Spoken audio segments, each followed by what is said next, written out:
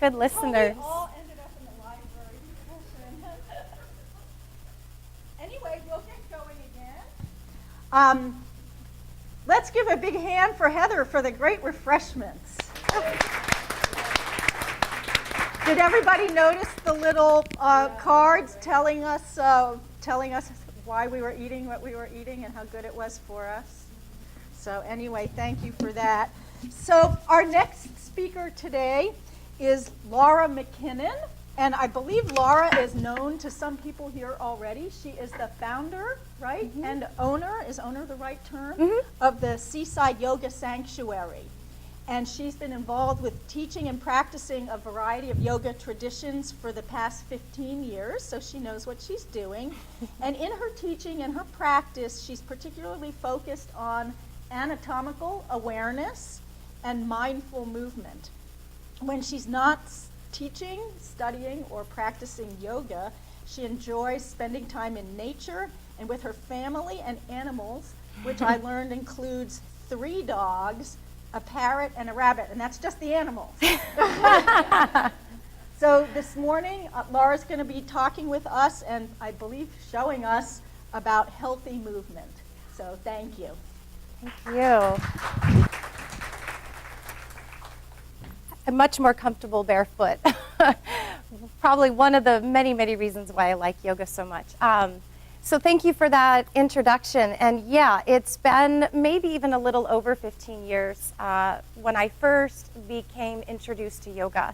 And I want to just quickly share that story with you because as a facilitator, a teacher of yoga, it's really easy for sometimes the students to observe the way I move in my body and go, oh, well, of course you can do that. You're flexible. It's so easy for you. But I came to yoga through physical injuries. I've always enjoyed activity and movement. I used to run and lift weights and lots of impact type movement, but without really fully having the awareness of exactly how I was taking care of my body in terms of I had the mental body always overriding the physical body. No pain, no gain, just push through, just keep going. And then I started at a young age succumbing to injuries that were presenting themselves as possibly needing surgery. So here comes physical therapy. And the physical therapist at the time, a beautiful woman and yogini, kept encouraging me to go to yoga. And at the time I was like, oh, no, yoga's not for me. And it was months of her repeated encouragement of go to yoga, go to yoga, go to yoga. I went so I could go and then say, see, I did the yoga class, it wasn't for me, will you stop asking me to go? Like that was the mindset, my very first yoga class walking into the door. And clearly something happened because of what I do now. My former professionally, I worked with marine mammals for 10 years.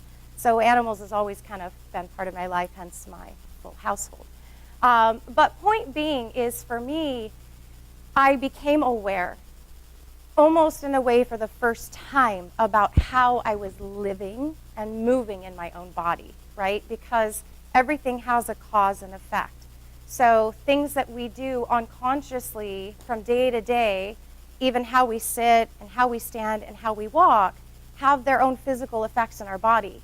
And we keep going in life, we keep going in life, we keep going in life until something bothers us so much about our body that we go, okay, I'll finally listen to you. So think about any maybe nagging pains that are kind of there all the time. Shoulder pain, back pain, neck pain, but we can still function. It's there, but it's kind of annoying, but we just keep going, and we don't really pay attention to it until that pain gets to the point where it becomes intolerable, right? And then we go, whoa, now I need to do something about it.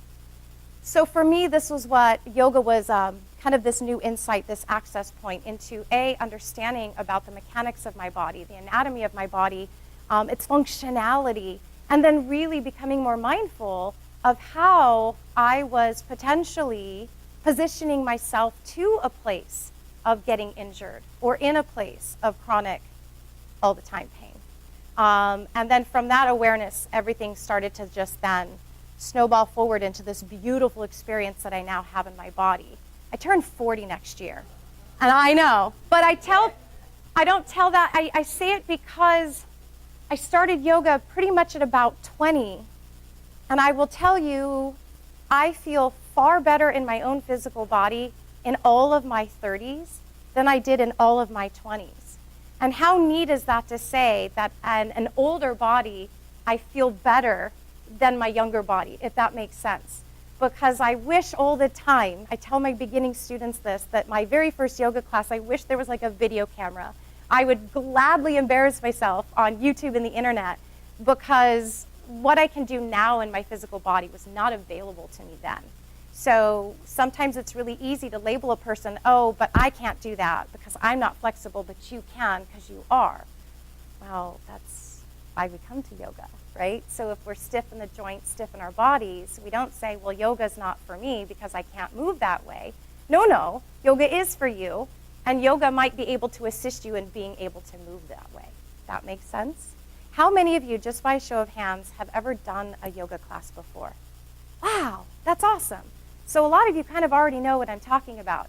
I once had a beginner student, and she was in her 60s, our first downward facing dog, and all of a sudden she dropped her knees and she started looking at her hands with this really concerned face. And I was worried that maybe she was feeling pain in her wrist. I just quickly went over to her mat to check in on her, and she said, I'm looking at my hands for the first time. And she looked at me, when did they get so old? So my point is exactly that, right? We live so much of our daily life up here in our head of what we have to do next and next and next that we're not always available here in this moment. And then time passes by so rapidly that then we go, whoa, how did this happen? So I wanted to preface that by bringing this idea of mindful movement. We can only be mindful if we're mindful of this moment, because what happened yesterday, what might happen tomorrow, will not bring us into that mindful state, if you will, right? The mind's in the past, the mind's in the future. There's such a strong relationship between the physical body and the mental body, even our subconscious thoughts and our conscious thoughts. The brain doesn't always have the ability to discern. So maybe you had an injury that was 10 years ago, but if you keep thinking about that experience over and over in your mind, the body's reliving that injury right now, over and over. So this is where yoga also is this practice of not just mindfulness of the body itself, but also mindfulness of our mental awareness. Where is our mind? Where is our train of thought? What are the types of thoughts that we're having? Because they feed into one another. And that's the beautiful approach with yoga. If you're working on the mind and the mind experience, it's going to translate itself into the physical experience. You could definitely start on the physicality of the body, the physical experience, and then that's going to directly transfer over into the mental experience. So what I would like for you to start with me in this moment, because we will do a little bit of movement, is I want you to come to the edge of your chair, uncrossing your legs so that you can set both feet to the floor. And I understand that the presenter before me discussed ergonomics, so I'm hopeful that this is kind of following right from that. And notice right away, when you sit on the edge of your chair, you can more easily identify your sit bones, right? The two bones underneath the base of your pelvis. So now you can really feel like you're anchored and grounded into those sit bones. And it's easier to sit tall and upright, right? There's no chair like this to make us do this, okay? Because when we do this, you guys probably already know, this is a train wreck for the body. And if we sit like this all the time, we will suffer, right? But the chairs, thank you. It's not just the poor posture, but if you think about it, maybe in your first few moments of sitting upright, it's sort of easeful. But if you're not used to sitting upright like this for lengthy periods of time, your back might start to get tired, and you want to go back and rest into the chair. Because over time, resting into the chair has allowed our muscles in our back to become weak. They no longer have the efficiency to hold our spine in an upright, neutral posture, the muscles that were designed to do just that. So I start here because then you can also feel how you can also have the support of the legs. Your feet are grounding you into the earth, and then that translates itself through the spine. So as if you were a tall mountain, let the peak of your mountain sit tall up towards the sky, and let the fronts of your shoulders just gently draw back. And feel how that right away might be releasing some of the tension you might have in your upper neck or your upper back. Because now we're positioning and aligning the shoulders to be in the right spot. To come into a mindful awareness state, the most easiest way to get there is by tuning into our breath. Because our breath always is occurring in this moment, the now. So close your eyes.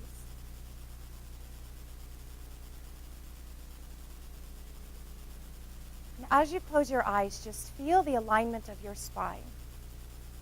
That even if it presents some level of challenge for you to sit upright with a tall, extended spine, but just notice at the same time the sense of ease in the body when we're aligned in our natural posture. Relax your face. Soften your bottom jaw. Just let the weight of your shoulders, the tops of your shoulders, to drop down away from your ears.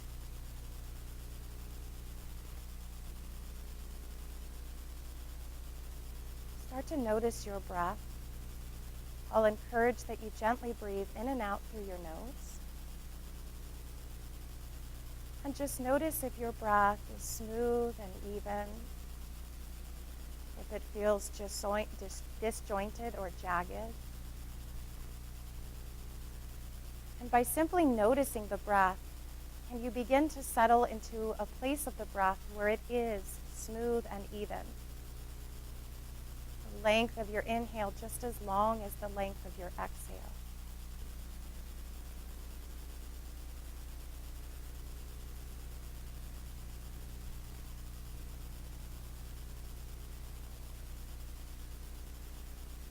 From here, we'll slow down the breath just a little bit more. Thinking about your lungs as a large balloon that on our next inhale will begin to fill completely. Now as you take your next breath in, consciously draw the breath, filling the bottom of your lungs first, then the middle, and then the top. And on your exhale, release the breath from the top of your lungs, the middle, and then the bottom. We call this 3-part breathing. Continue now at your own pace. Inhaling first to the bottom of the lungs, then the middle, then the top. And exhaling from the top of your lungs, the middle, and the bottom. Keep going with that breath and notice at the same time what's happening with the expansion of the torso. Can you feel when you breathe into the bottom of the lungs, the swelling of your belly? When you breathe into the middle of the lungs, can you feel the expansion around your ribs? And when you're breathing into the top of the lungs, you feel the expansion through the chest. This type of breathing will keep our mind and body out of a state of stress. When we breathe shallowly only into the chest, it's constantly firing a flight-fight response from the brain to the body.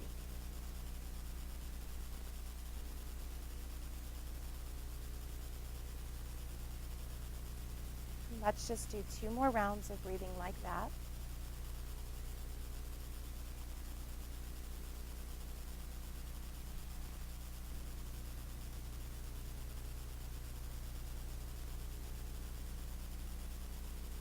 After you've completed your next long, slow exhale, gently open your eyes.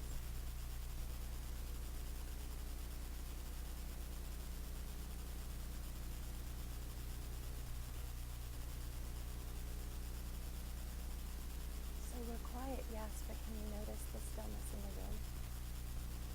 That took 2, maybe 3 minutes, quite literally. And it's that quick.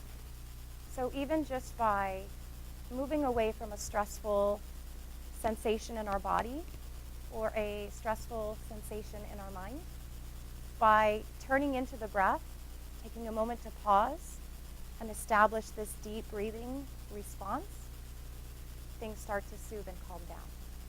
then perhaps there's more clarity about the next movement we need to do or the next task we need to do, right? So if the mental body's like, I'm stressed about this and this and this, it calms down, it can see, it's more focused, same with the body. So if you're sitting there and all of a sudden sharp pain shoots up your back because you've been sitting at your desk too long, the body's communicating to you. And we need to allow the space in our lives for the brain to acknowledge and respond appropriately. So I don't know how many of you have to sit at a desk for prolonged periods of time, but I wanted to facilitate just showing you some simple, easy movements that you could do still seated in your chair, as well as using your chair when you come up to standing. So how does this feel for you guys? Any quick thoughts that you want to share with me, just kind of sitting here like this? Feels comfortable? Yeah.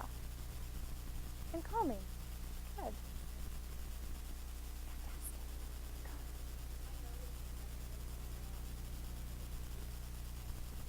Yeah.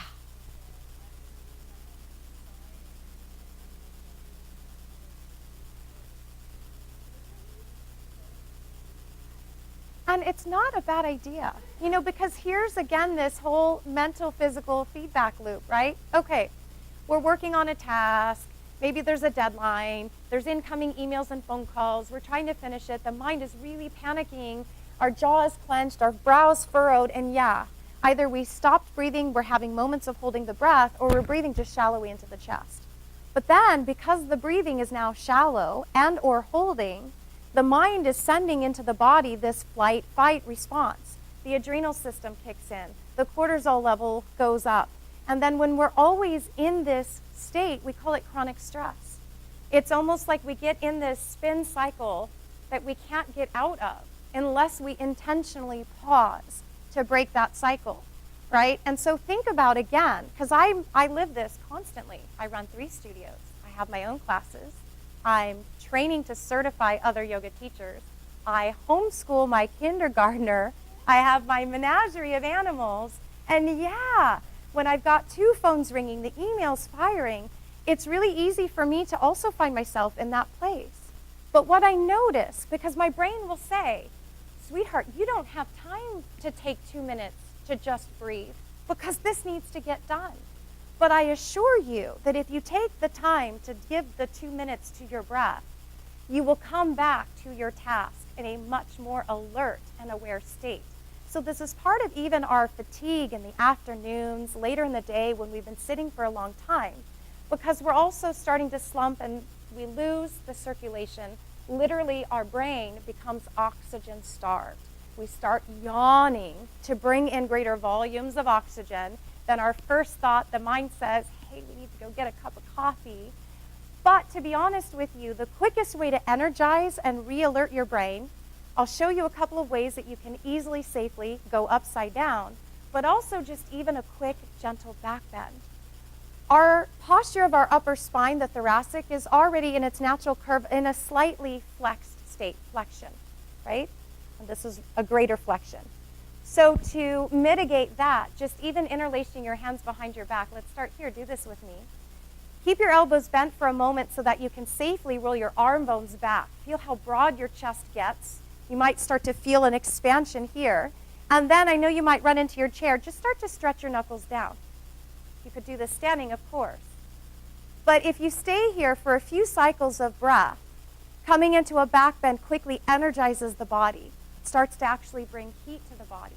And it starts to bring more volume of blood, oxygenated blood to the mind. And then you can release and let go. When we're on computers and our hands are forward like this, and if we're constantly leaning down to check the keyboard, or we're on our tablets, our smartphones, I got a thing from a chiropractor. When our head is just even 2 inches forward of our natural alignment of the spine, that's a 42-pound load on our neck. So even just sitting here, sitting upright, if you're starting to feel neck tension, keep your head right on top of your spine and let your chin slowly drop towards your chest. As the chin comes towards your chest, let your shoulder blades draw straight down your back. Feel the length of the muscles of the neck, the big muscle, the trapezius, allowing it to get longer. Slowly come back to center. without pressing your head down, maybe just let your head gently fall. Let gravity do the work here. Your right ear to drop towards the right shoulder. Your left shoulder to just weight down towards the floor. Soften the face and breathe gently into the side of the neck. And to make sure you're not creating tension, you could even use this hand. Bring your head back to center, and then do the other side. Let the left ear fall towards your left shoulder. Drop the right shoulder, and then use your left hand to bring your head back to center. Twists always feel good after being seated for a long time. So just bring your right hand to the chair space behind you because it's there. You're sitting on the edge. Your left hand to your outer right knee. Inhale, press into your feet into the floor. Sit tall through the top of your head, and on your exhale, just gently start to turn a little bit to the right, trying not to let your left knee slide more forward than the right knee. And feel that turning in your upper back. Keep your shoulders away from each other, your chest broad. Keep breathing into your belly. And on an exhale, release. We'll change sides. Step the left hand to the chair behind you, right hand to opposite thigh. Inhale, lengthen the spine with your breath, and on your exhale, use your hands to help gently turn your torso to the left.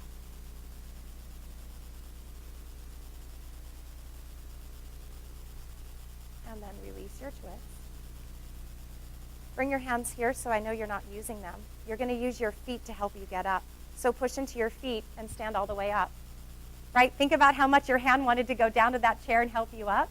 So here's a cool way to also work on your core strength, even sitting in a chair. When you use your hand to help you get up, you bypass the abdominal muscles. If you're seated, I lost my chair for a second. If you're seated and you use your legs to help you come up, you have to engage some of your abdominal muscles to help you get up to standing. Now from here, firmly plant your feet into the floor, like you're pushing something down, smashing something into the carpet. We'll stretch our arms up overhead, getting nice and lengthened through the side body. Be mindful of your neighbor. Gently grab your left wrist with your right hand. Gently reach that arm a little higher up towards the ceiling, and then we'll take a side bend towards the right side of the room.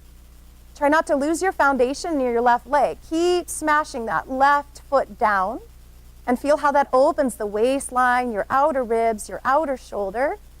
And then we'll come back to center. And we'll do the other side. Gently reach the right arm up and exhale, side bend towards the left. Right, so see, you're still in front of your desk. You didn't even have to leave it. And look at all these wonderful stretches you can do. And then come all the way back up. But I do encourage you to leave it and walk, of course. And then bring your arms down. So this will take a quick moment to move your chairs. I'll show you what you're going to do. So either your desk or chair. You don't even have to take your hands to the floor to do a downward dog, but this will be a great stretch for the back of the legs and the back of the spine. You place your hands to the chair, so if anyone who wants to do this with me, turn your chair around, turn it sideways. And then you're going to start to walk your feet back, hip width apart. Have your feet underneath your hips. What you're doing is you're pressing your hands into your chair, and at the same time, you're pressing your hips back. We want to be mindful not to arch the lower back, so find your belly button, your navel. Gently lift your navel in towards your spine and feel how that's supportive of the lower back and offering space there. Breathe into the backs of the legs as you stretch your heels down into the floor. And maybe a little bit more, you guys. Push your hands into the chair and pull your hips back. Get longer, longer, longer in your side body and in your back muscles. Beautiful. Release your head. Let it go. You hold it all day long. Release your jaw. Beautiful. Start to bend your knees and walk towards the chair to help you come up. How did that feel? How long did that take? Maybe you could do that 5 times during the day, and it will make a huge difference before you go to sit back down. So I want you to grab your belt that I gave you. Does anyone not have one? Because I have more up here. Okay. So we'll quickly just hand the belts around. Some of you, I had to give you longer belts because I could tell you're just taller, and you'll see where we're going this in a moment. There's a lot of things that you guys can use belts for in yoga. I'm sure some of you probably already experienced it. But I wanted to just show you a way that Yes, you could use this sitting at your desk to help you keep a nice posture, but at the same time, when you take it off, the body will have this new awareness of how to hold that posture even without the belt. So open it up, unroll it all the way. I'm going to turn my backside to you for a moment because this is what you'll do. If you're right-handed, your belt buckle is going to be on the right side. If you're left-handed, have your belt buckle on the left side. So from behind you, have your tail ends of your belt about equal length on either side. And bring your belt all the way up underneath the armpit so it sets across the back of your shoulder blades. Watch who's behind you because we're going to take one tail end and toss it over the shoulder, and then the other. We don't want to whack people. And then when you're here, check that this didn't fall down your back. So just readjust your tail end so that you can keep this part behind your shoulder blades. And then for a moment, just pause here. So can you go across your back, Eric? Yeah, you have an X across the front. I don't want you to choke yourself. There you go. So without making an X, just loop it over the shoulder. Perfect. Okay, so now we're here. And I want you to, a moment ago, I had you cue into your feet. They're hip width apart, so they're setting right underneath your hips. Smash whatever you were smashing into the carpet before. Do it again. Feel how the legs are strengthened. And then without pulling yourself back, just pull your hands straight down. And do you feel how that rolls your arm bones back and lengthens the trapezius down the back? So already I'm hoping this feels pretty good, right? Like where is this to just have someone stand behind me and do this all day long? I know. Then make an X across your back. So now go from here to here. And we're almost done. Once you have your X, some of you will find it's fairly long, but go with it. And you're going to buckle yourself in. And if you can't get the buckle all the way around, it's going to go right underneath your breastbone. So right here above your ribs. And I want you to just cinch it down, not so tight that you can't breathe, but I want you to cinch it down enough. I can't reach mine behind the back because it is so long. But that when you let go, right, you've buckled yourself in. When you let go and release your arms, you should feel like this belt is helping you to hold your posture. Yeah. A lot of people actually use this to help remind them when they're sitting at the desk not to do this. Because the minute you do this, you'll feel pressure from your belt saying, come on back. When my son was born, and he was a marathon nurser, like hours and hours and hours, endlessly, I found myself, even being a yogini and mindful of my posture, that I started to do this. Even though I would try to sit up with him, right? But it's a baby, and I'm sitting there for 2 hours nursing. So when he was sleeping, I would wear this around the house, folding laundry, doing the dishes, because even I was starting to have shoulder and neck pain. So thank you for coming around to help them with that. So you're not even having to do anything. The belt is doing it all for you. But look how much space you have. So when you find yourself with the shallow breaths and you're trying to take deep breaths, sometimes we can't because our lungs are compressed and constricted. This is the whole idea of an open, upright posture, is to facilitate the ease of the breath, to align the skeletal body. Because when we're clear of the alignment of the skeletal body, then we're clear, or more clear, how to move an arm, how to move a leg. There's a lot that this could teach us. Right? So even when you bring the arms up, if you habitually draw your shoulders up by your ears, because we're doing this all day long, the belt lets you know that, does it not? And the belt's encouraging you to keep the shoulders down away from your ears. So go ahead and relax for just a moment. We haven't been wearing it for very long. I have done yoga classes where we wear it for maybe half of the class as we do some postures. Because then when you take it off, because I know maybe you have some questions for me, and if you don't want to take it off, feel free. The longer you stay with it on, the more you'll feel its effects when you release it. But the beautiful thing, though, is after just even a few minutes of wearing your belt, when you do take it off, the body has a new memory awareness. Without having to create so much effort, the body just goes, oh. Because sometimes the mental body, or the physical body is smarter than the mental. We don't always have to use the mental body to tell the physical what to do. Once we show the physical what to do, it goes, oh, this makes so much sense. And it'll just align itself there. I want to just show you one other quick thing, and this is why I was taking off my belt. So again, feel free to wear yours on if you would like to. So let's just say you're having a lot of back tension. Lower back. Your lower back is feeling so compressed and tight. That downward dog variation that I showed you, right? So rather than taking your hands all the way down into a full down dog, this is a great way to help extend and lengthen the lower back. But if you have a private office or no one cares what you're doing, another great way to release tension from your lower back is to borrow your chair and be here. We shorten the hamstrings so the hamstrings relax. It releases any tension from the lower back and it lets the spine set down towards the floor. Our shoulders go back, our head goes back, and then we can take a few minutes, 2 to 5, to just cycle through some deep, quiet breaths here. The other nice thing is when we're sitting all day, we don't have that blood flowing as freely, right? So the heart has to work hard to pump the blood from the feet, bring it all the way back up, yeah? And even sitting here, blood flow is still going down this way to gravity. So this mild inversion of taking ourselves upside down reverses the flow of the blood. The heart gets to rest, not work so hard, and any pooling of blood and fluid that we built into the feet, into the lower legs because we sit or stand all day, it helps to reverse that. And it's just a simple, quick, easy way also, again, to release that lower back tension. I did that a lot during my pregnancy with my son. I'd come home and throw my legs over the couch and look back and watch the evening news. Any questions for me?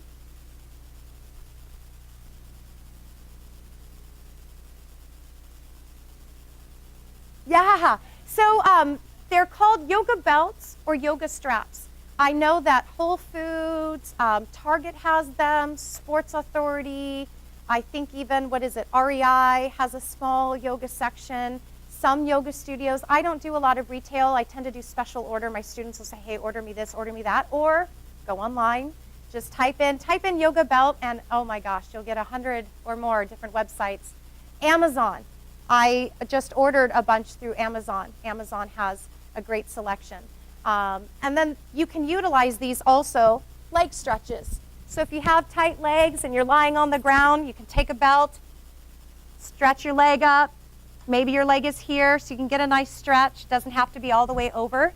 You have a bathrobe at home with the bathrobe belt. It's not going to work as easy with this little, if you liked that strap harness. And here's the deal, too. Like, I know that there's back care magazines. They actually sell something like this, similar. We create our own with a yoga strap, but they're like 60, 70 bucks. You can pick up a yoga belt for 12 and just make your own. And any neck issues, shoulder, upper back issues, this will really go a long way in helping you to learn how to reset your posture for yourself. Yeah.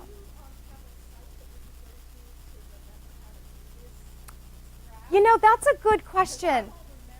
Yeah, you know, because it's funny, I even offered this in teacher training, and one of my students in training forgot, so we just visited. I'm going to go to work, Anne, and I'm going to either do a quick YouTube video and put it on my website, or like a step-by-step. Yeah, a lot of people ask me over and over, because I know it takes a couple times to get it through. The thing that I want to just convey also about yoga is that it doesn't have to be an hour-long class. Yoga is about mindfulness, breathing, tuning into your body, its sensations, and when you receive those messages, okay, this is bothering me, how can I change my posture? How can I change my movement? How can I change my habits to make this more easy for me so this pain goes away? And then if you do want to go to yoga instruction, the great thing there is that you'll have the guidance of an instructor to observe your mechanics, your movement, to guide you in your proper alignment.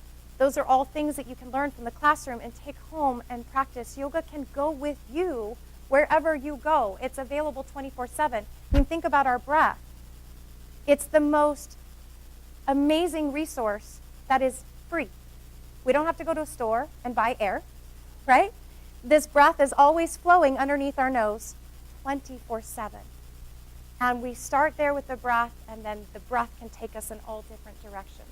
At our studios, we also offer free classes once a week. So as an owner, I literally try to take away every excuse people give for not doing yoga. I don't have a mat, I don't have props. Great, it's all at the studio. I don't have money, we have free yoga. I'm 82, we have a class for you. I'm a pregnant woman, We have a class for you. I have children. We have classes for your children. And I've left brochures for our studios. There's 3 locations. We're in Seaside, Pacific Grove, Salinas is the Star Market. If you come to take yoga with us, you have full access to all 3 locations. We're just this big, huge yoga family, if you will. Thank you so much. You are welcome. Wow. And you weren't here for the previous speaker, but what you did just really built on what she did, so it worked out. I was like hoping. You two had talked. Yeah, There's a well, little overlap to with reinforce. knowing kind of where ergonomics go, I thought, okay, let's follow that and see if we can reinforce that a little bit. So. Okay, well, Okay. if, are you able to stay if anybody has any private questions for you? I am. I have about 10 or so more minutes, so absolutely, yeah. Here.